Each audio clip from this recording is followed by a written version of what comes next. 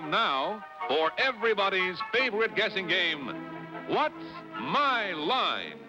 Brought to you by Helene Curtis, makers of Stopette, Suave, and Shampoo Plus Egg.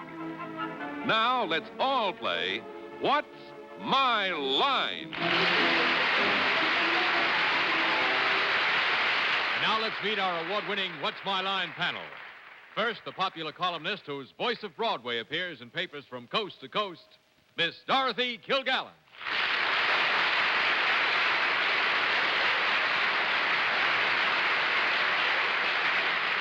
Ladies and gentlemen, once again, it's a pleasure to welcome to What's My Line a splendid young actor who, a week from tonight, will be seen on television as one of the stars of Ruggles of Red Gap, Mr. Peter Lawford.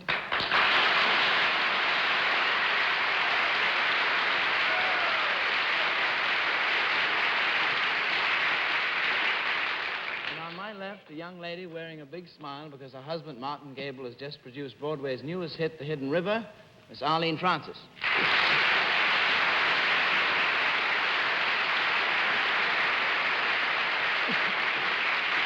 Thank you, Peter. And now you're going to meet once again, and I hope for many years to come, the Aristotle of Mount Kisco, Mr. Bennett, Cerf.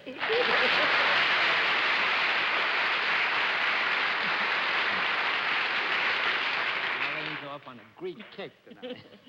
And now, straight from Johannesburg, South Africa, by way of Tilton High, Boston College, Rye, New York, and the ABC newsroom, our panel moderator, Mr. John Daly.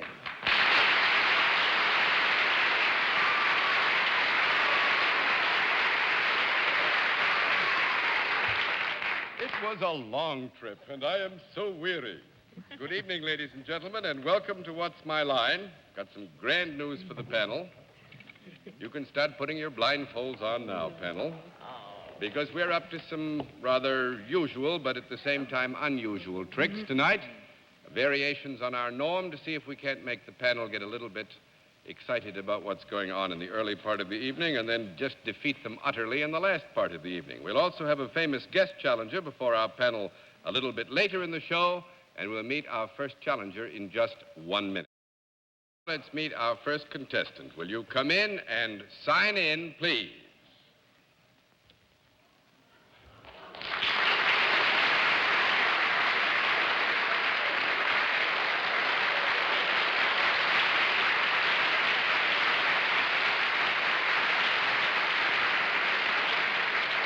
All right, panel, as you probably have realized, there is an area of identification here that might be in appearance, costuming, name, some area of identification which would give you too much information, so you're blindfolded. I would just ask our guest if you are fully familiar with how we keep score. Yes. All right, then in that case, let's let the folks at home and our friends here in the theater know exactly what your line is.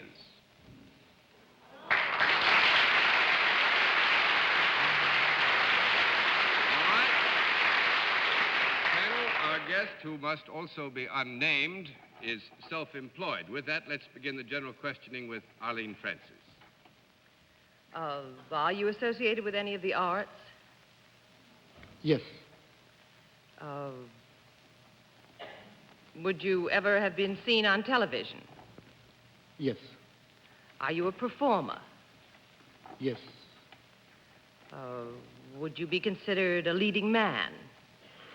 Yes.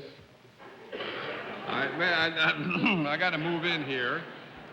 Actually, in the general context of the questioning, we would have to accept that all the affirmative replies, except perhaps the last one, are not misleading in any major degree. However, I think the last answer is misleading, and we could not accurately describe our guest as a leading man. He's a misleading man. A misleading man he is. 1 down and 9 to go, Mr. Cerf. Have you achieved eminence in some field other than television? Yes. Would it be the sort of exploit that might possibly reach the front page of a newspaper? Yes. Is it an exploit that's been on the front page of the newspapers within the past couple of weeks? No. No. 2 down and 8 to go, Miss Kilgallen. Do you imagine that we're blindfolded because one or more of us would recognize you at sight? Yes. Yes. Yes. Are you accustomed to appearing before audiences? Yes. When you appear before audiences, do you ever wear less than you're wearing now? When you appear before audiences, do you ever wear less than you are wearing now? I would say that under certain specific conditions, it is not impossible that our guest would wear less than is being worn now, but it's not necessarily germane to what it is we're trying to arrive at. Is that a yes or a no? That is a kind of up and down yes. Well, all right. Do you have anything to do with sports or any form of athletic endeavor? Yes. Small conference.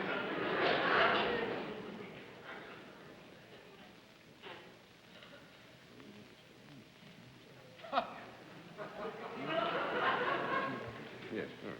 Now, I think it would be too misleading to suggest that our guest had a basic affiliation with sports. This is not to say that it is not within the compass of his enjoyment to indulge in this particular endeavor.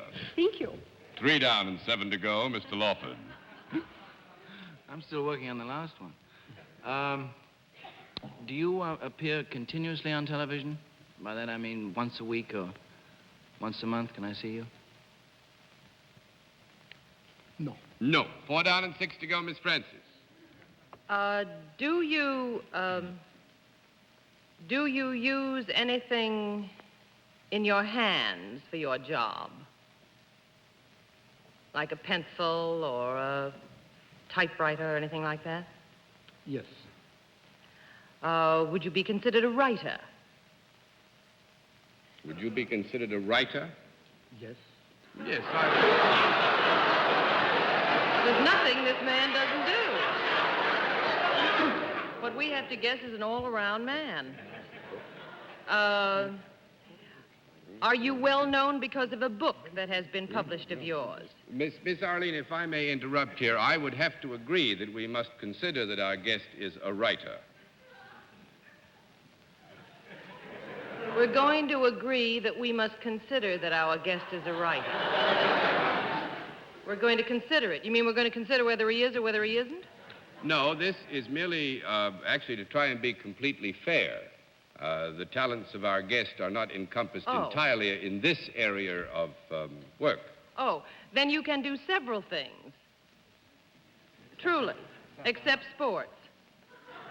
That's a fair assumption, yeah. Uh-huh. Have you had... I'm terribly lost. Have you had something published?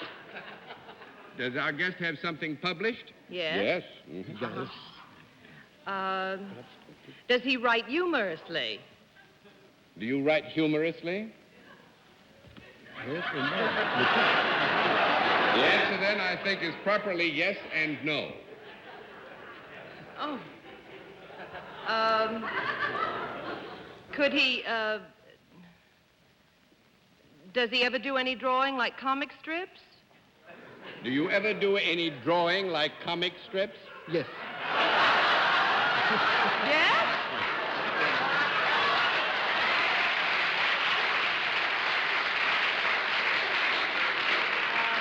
Our guest says yes, he does drawings like comic strips. Is there something quite unusual about our guest? I beg your pardon, Arlene? I missed that last one. I just ask if there is something unusual because everything that he does, the audience laughs about. No, there's nothing unusual, actually. This sort of thing goes on all the time. I'm going to pass to Bennett. Mr. Cerf? You are a human being, Very much so, Bennett. Very much so. and there is no animal or dummy out there with you. That's right. There is no animal or dummy out there with him except, perhaps... I'm not talking about the master of ceremony. That'll be all, Bennett. That'll be all. Have you ever written a book that was published by my firm?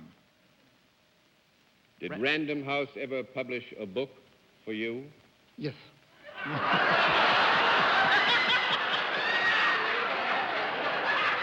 that'll teach you to make remarks about the master of ceremonies, sir. Was this book published within the past year?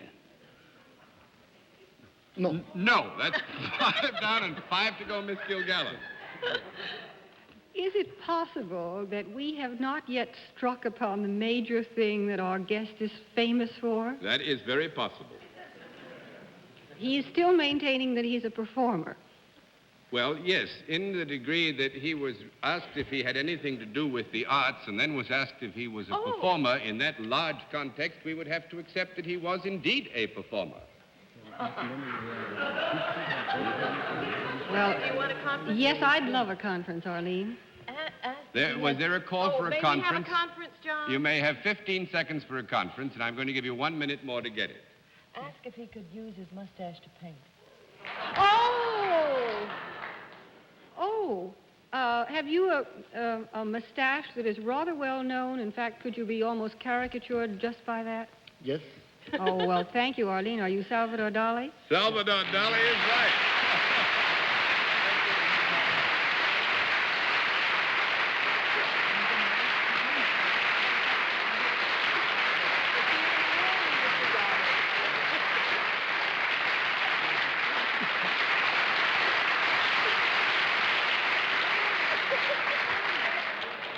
Well, I must say... man, if ever I saw one. John, when we published a book illustrated by Mr. Dali, he didn't talk English. He was unable to talk English. That's years ago. He's learned a lot since then. He's learned yes since then. I think after my All he said then was no. After my experience for the last 12 minutes, I think he uses the language better than I do. All right, let's see what you can do with the second challenger. Will you come in and sign in, please?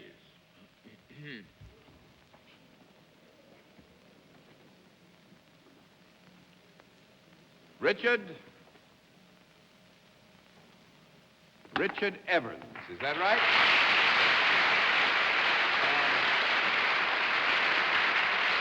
Where are you from? From Boston, Massachusetts? Fine. The panel, Richard Evans, come over here, if you will, and sit down with me. And I wonder if you're familiar with our scorekeeping system, are you? You know how we keep score? Fine, then let's let everybody at home and our friends here know exactly what your line is. All right. Panel. Mr. Evans is self-employed, and let's begin the general questioning with Bennett Cerf. Mr. Evans, you have the lithe, lissom form of an athlete. Are you well known in some branch of athletics? Yes. Would you get up a minute? I just want to see the length of you. He's tall enough for a basketball. Is that is basketball the game that you're well known for? No. Sit down. He's had it. 1 down and 9 to go, Miss Kilgallen. Well, now, could I have a little clarification here from our moderator? Is athletics his field, or is that just trickery, that he's actually, known for athletics, but he does something else? I would say that Bennett's question elicited only that an athletic capacity was necessary and used. Well, in the profession in which Mr. Evans employs himself, are these athletics used?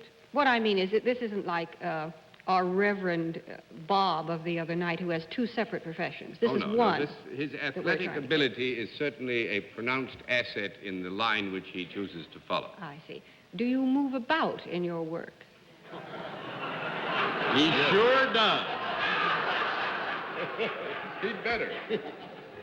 Is there anything that most of us, ordinary folk, would consider risky, hazardous, if you weren't particularly trained? Yes. Does what you do involve animals at all? Yes. Animals with 4 legs? Yes. Yeah. Are they wild rather than domesticated animals? Yes. Are they to be found usually in the jungle? No. No, I wouldn't say so. 2 down and 8 to go, Mr. Lawford. These animals, to pursue that for a minute, would you find them in and around Boston? No. Well, I would say this, if Mr. Evans would stand corrected. It is not untowardly possible that the species might be found around Boston. But then you know Boston as well as I do, Peter. We both...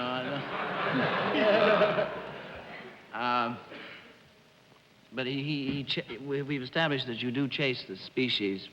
No, actually, it's just there is an animal involved, and the question was asked, is it domesticated? I think we have to admit that in Mr. Evans' case, it's not domesticated, yet I would not rule out the possibility that the species might be found around Boston.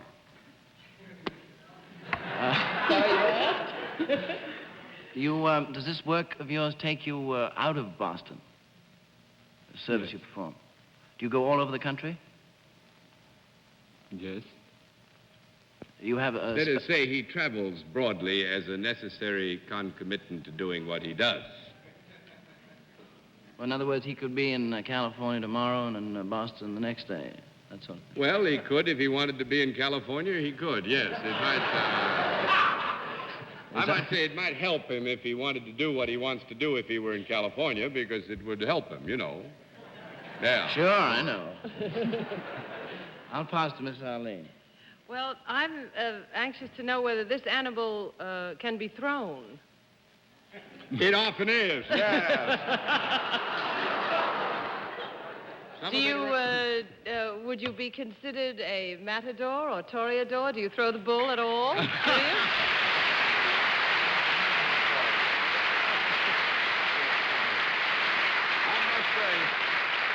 I'm going to flip all the cards over because I'm afraid, even though I didn't want to, I might have given away too much. I was worried about the domesticated issue. The bull may be, you know, very well considered to be That domesticated, helped me, John. but the bulls that he meets are not domesticated. In fact, they spend all their time trying to make them wild. if John, I don't know think this. you fool around with a domesticated bull either. Oh, Bennett, I used to climb those fences and fight Oh, them sure. domesticated bulls every day, but I wouldn't go against the kind that Dick Evans goes against. Thank you. I think we gave him some trouble. Thank you for being our guest. It's nice to have had you with us. Thank you, sir.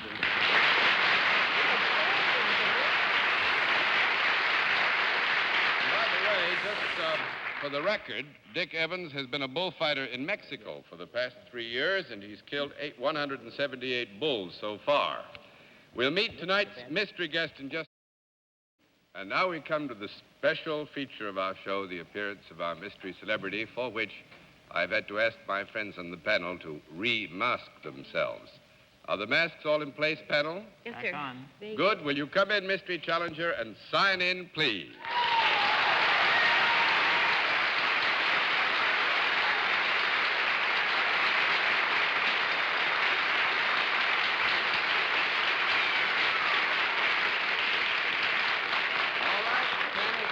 In the case of our mystery celebrity, we go to a different form of questioning. You ask one question at a time in turn, moving clockwise.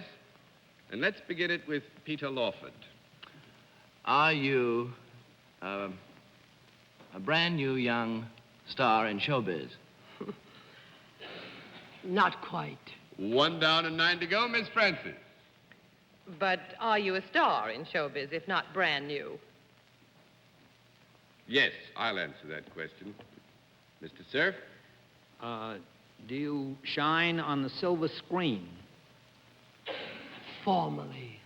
Formally. I would say here that it's only fair so the panel is not misled. In recent times and formally. Miss Kilgallen? Do you also appear on the stage? Yes, I do, darling.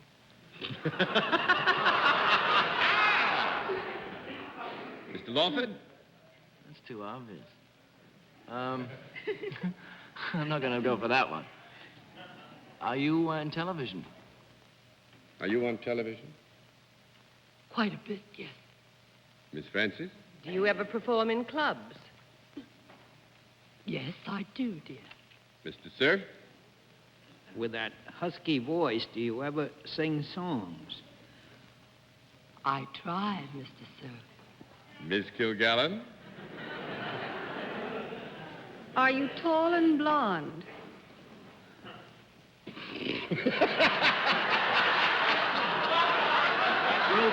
Off and on.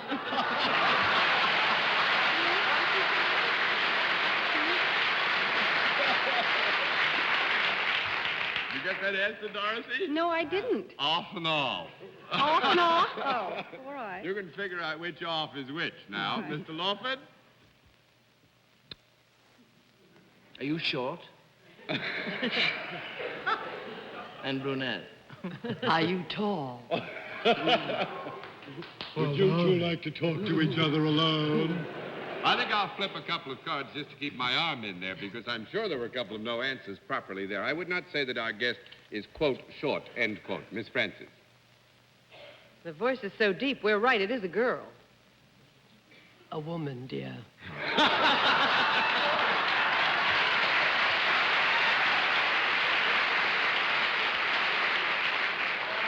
Well and truly put. Mr. Cerf. Did you ever appear in a show with our own beloved late Fred Allen and Clifton Webb and sing Can't We Be Friends? No, Mr. Cerf. No? Nope. 4 down and 6 to go, Miss Kilgallen. Gods and little fishes, Bennett. There's been no call for a conference. Let's Excuse have no me. exchange of badinage, please, unless such request is made of the chair. Well, very good. Are you currently appearing or about to open this week? I've been in Washington. I'm not sure of dates. In an emporium in New York City? Qu'est-ce que c'est emporium? Well, a palais de divertissement. Son. Palais de You want to go back to divertissement. Emporium, John? Do they handle products? What? Oh, no. Miss Dorothy has been in Washington, so she wondered if you had opened in a, quote, emporium, close quote. Quite. Quite? Yes, I think we'd have to agree, Oh, yes. under the general definition of an emporium as it has been given to us, that our guest did open therefore. Mr. Lawford. You know. Are you, she is going to open, is that right? Has. Has opened. Oh, dear. You'll kill yourself, Peter. I know, I've got it again. You see, I'm going to say the wrong thing. No, go ahead. Be nice if we knew what you two were chatting about. You Carry use on. shoe wax. What? No, go ahead, Arlene. No, say, do you know what No, go ahead. And I admire you so much, Mr. Lawford. I just can't understand it. Don't try to make up. Miss Arlene, you want to pass this, Peter? I have passed. Okay, Miss Francis. It is established, then, that the contestant or the guest is appearing at the present time in a club of some kind. Yeah. Would it be a room in a hotel? Yes. Mr. Cerf. Have you made a bloody fortune out of crying today, tomorrow, yesterday, last week?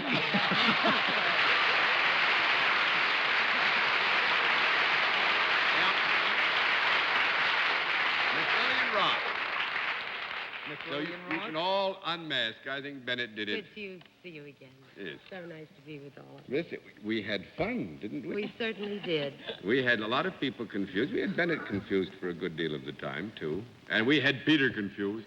Peter, did you have any ideas at all? Who it was? He's a little before my time, Peter is. He's quite young. He wouldn't recall, would he? Oh, me. Well, I must say it's wonderful to have you with us. I don't suppose anybody has given more to the theater than you have, or nor Well, I does the should theater say have... it's vice versa. I should say I don't think anyone has received more from the theater, the public, and the press Well, I'm than sure- I have. I'm very grateful. It gives me an opportunity to thank them. Well, I'm sure the theater has no reason, nor is it prouder of anybody than it is of you. Thank you Thanks so very much, much, Miss Mr. Lillian, for doing all that.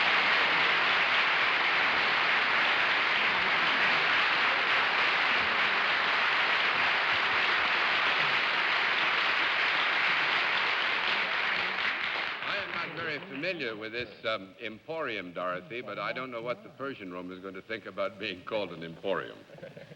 Well, that's a very nice thing to be called. Is it an emporium? When I was a boy, I used to go to the emporium to get long winter underwear up in the hiking boots and things like that. But times change. One of the biggest stores in San Francisco, California.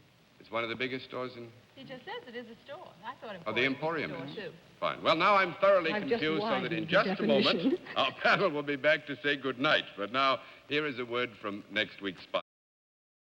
Oh, caught. Sorry. Back again. Well, actually, next week, this may surprise the panel, is the beginning of our 8th year on television.